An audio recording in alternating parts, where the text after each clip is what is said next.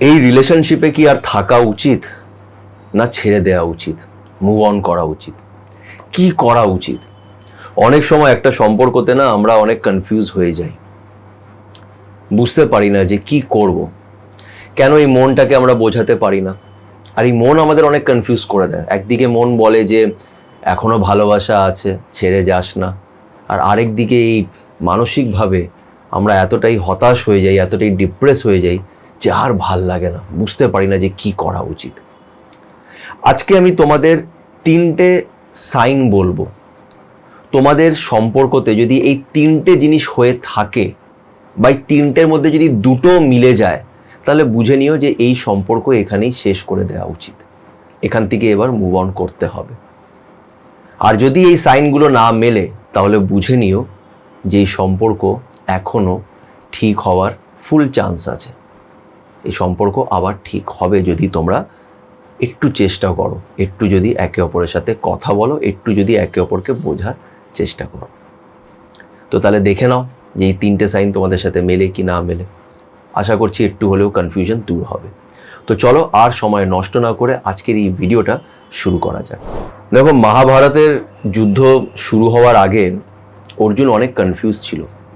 আর এই কনফিউশনটা শুধুমাত্র এই যুদ্ধ নিয়ে ছিল না, এই কনফিউশনটা ছিল রিলেশনশিপস নিয়ে।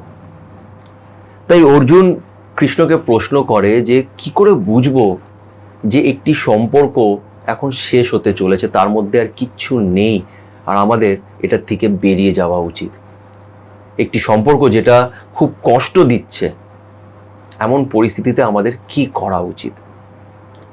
তখন শ্রীকৃষ্ণ বলে যে যে কোনো সম্পর্কতেই যদি এই 3টে পরিস্থিতি আসে, তাহলে বুঝে নিও যে এই সম্পর্কর আর কোনো মানে নেই, তোমাকে তার আগেনস্টে জবাব দিতে হবে, তোমাকে উঠে দাঁড়াতে হবে, তোমাকে মুভ অন করতে হবে।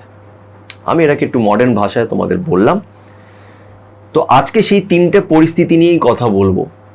যদি এই 3টে পরিস্থিতি তোমার রিলেশনশিপে এসে থাকে, বা 3টের মধ্যে যদি 2টোও এসে থাকে, তাহলে বুঝে নিও যে এই সম্পর্ক থেকে এবার বেরিয়ে আসতে হবে, এই সম্পর্ক রেখে কোনো লাভ নেই। এবার আমি যেই 3টে পরিস্থিতি বলবো, সেটাকে শোনার আগে আমি রিকোয়েস্ট করব যে খুব ঠান্ডা মাথায়, শান্ত হয়ে এই ভিডিওটা দেখো আর নিজের মনকে প্রশ্নটা করো। তোমার মন কিন্তু তোমাকে আসল উত্তরটা দেবে, তোমার মন কিন্তু তোমাকে সত্যিটা দেখিয়ে দেবে, বুঝিয়ে দেবে। ব্যাপারটা কি জানো তো, যখন আমরা কারোর প্রেমে পড়ে যাই, তখন আমরা এতটাই মায়ায় জড়িয়ে যাই যে আমরা নিজের মনটাকে দাবিয়ে দিই, মনের কথা আমরা শুনতে চাই না, চেপে রাখি। কিন্তু মনের আওয়াজটা যদি শুনতে পারো, তাহলে মন তোমাকে ঠিক পথে গাইড করবে।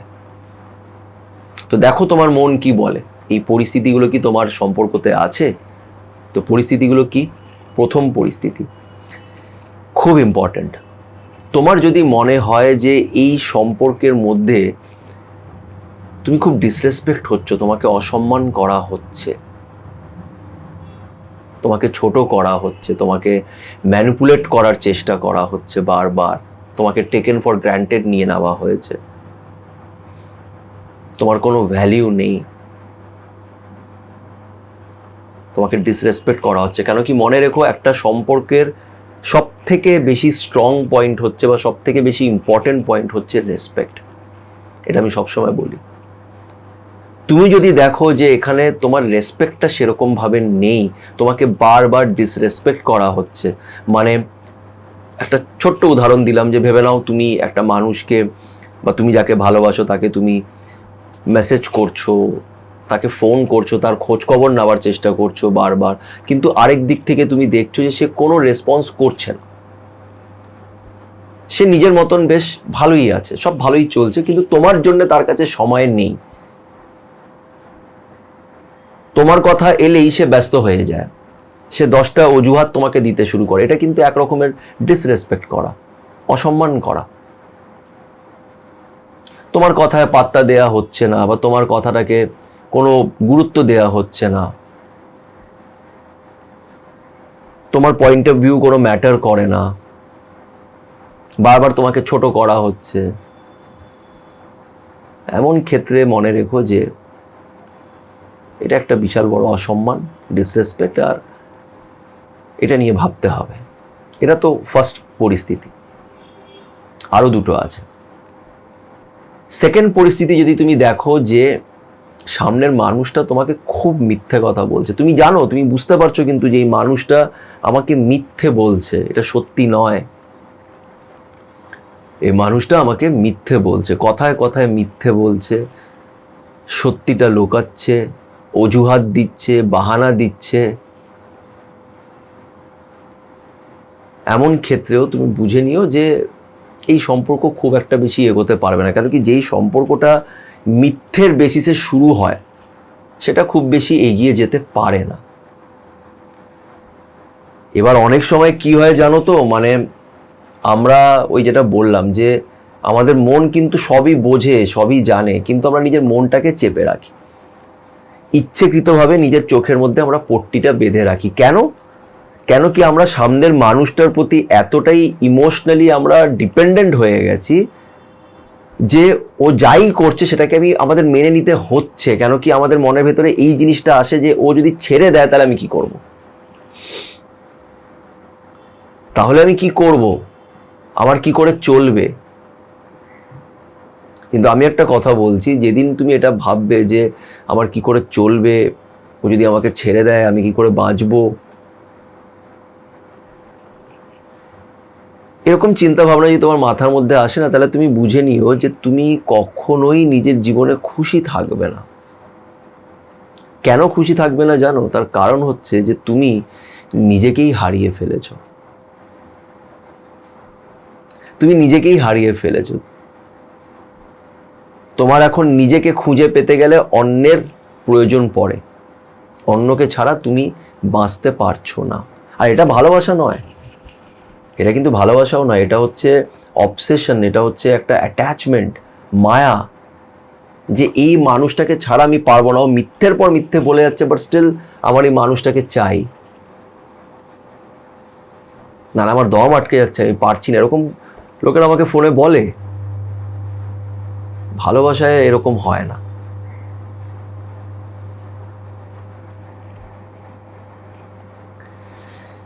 তো এটা ছিল 2 নম্বর পরিস্থিতি।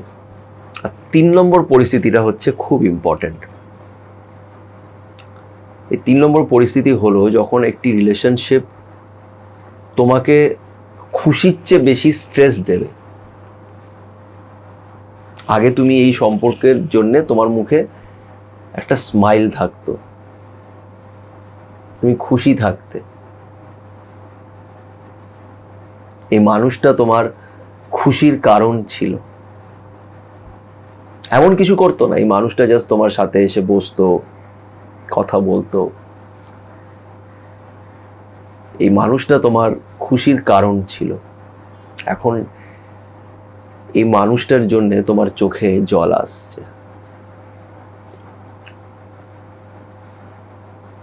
তোমার খারাপ লাগছে সেই দিনগুলোর কথা ভেবে যখন তোমরা খুব ভালো ছিলে। আর এখন এই মানুষটার জন্য তোমার চোখে জল আসছে, এই মানুষটা তোমাকে কষ্ট দিচ্ছে, আর এই কষ্ট তুমি বলে বোঝাতে পারছো না। তুমি যাই ভালো করেছিলে সেই ভালোটা মুছে ফেলা হয়েছে, শুধু তোমার কিছু খারাপ কথা মনে রাখা হয়েছে, আর তোমাকে সম্পূর্ণভাবে বাদ দিয়ে দেওয়া হচ্ছে।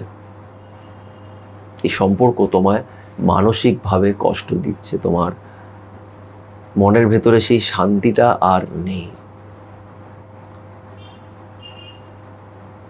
পিসফুল নয়। যখনই কথা হচ্ছে তোমরা ঝগড়াই করছো।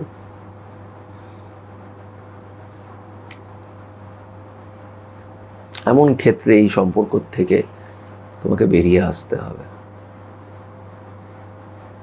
যেখানে সম্মান নেই, মিথ্যে আছে, আর মানসিক শান্তিটাও নেই, এমন সম্পর্ক তুমি রেখে কি করবে? এটা জাস্ট তোমার একটা হ্যাবিট, অভ্যেস, আর কিছুই না। তুমি ভাবছো যে কাল থেকেও না থাকলে আমি কার সাথে কথা বলবো, কার সাথে ঝগড়া করব, বা মেসেজ করে যে 10টা গালি পাঠাই বা সে আমাকে 10টা গালি দেয়, আমরা তর্ক করি, তর্কগুলো কার সাথে করব? কিন্তু এই তর্ক করাটাও তো একটা নেগেটিভ জিনিস। এই নেগেটিভিটির মধ্যে থাকতে থাকতে থাকতে থাকতে তোমার লাইফটা শেষ হয়ে যাবে। তো এখানে তোমাকে উঠে দাঁড়াতে হবে, তোমাকে লড়তে হবে, নিজের সাথে লড়তে হবে, আর এখান থেকে এগিয়ে যেতে হবে, কেন এই সম্পর্কের কোনো মানে নেই। তো এইটা তো হলো যে এই 3টে পরিস্থিতি যদি থাকে তাহলে এই সম্পর্কের কোনো মানে নেই, এখান থেকে এগোতে হবে। কিন্তু যদি এই 3টে পরিস্থিতি না থেকে থাকে, তোমাদের মধ্যে হয়তো খুব ঝগড়া হচ্ছে, তোমরা হয়তো একে অপরকে গালাগালিও দিচ্ছ, কিন্তু আবার তোমরা মিটমাট করে নিচ্ছ, যেখানে তুমি দেখবে যে দুজনেই মিটমাট করতে চাইছে।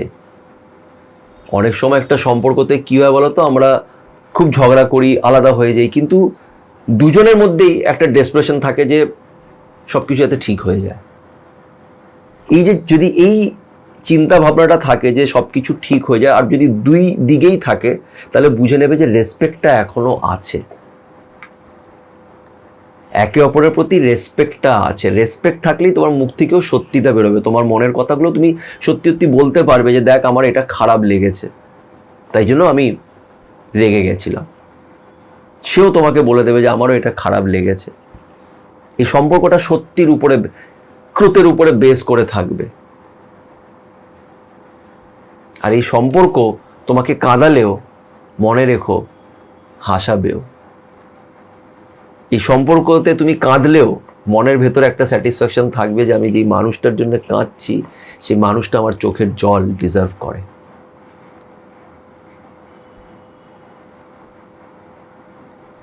তাহলে এরকম সম্পর্ক যদি তোমার থেকে থাকে, তাহলে সেখানে কথা বলতে হবে, একটু আরও একে অপরকে বোঝার চেষ্টা করতে হবে, একে অপরের লাইফটাকে অ্যাকসেপ্ট করতে হবে, তার পরিস্থিতিটাকে অ্যাকসেপ্ট করতে হবে, একটু মানিয়ে নিতে হবে, আর সাথে থাকতে হবে।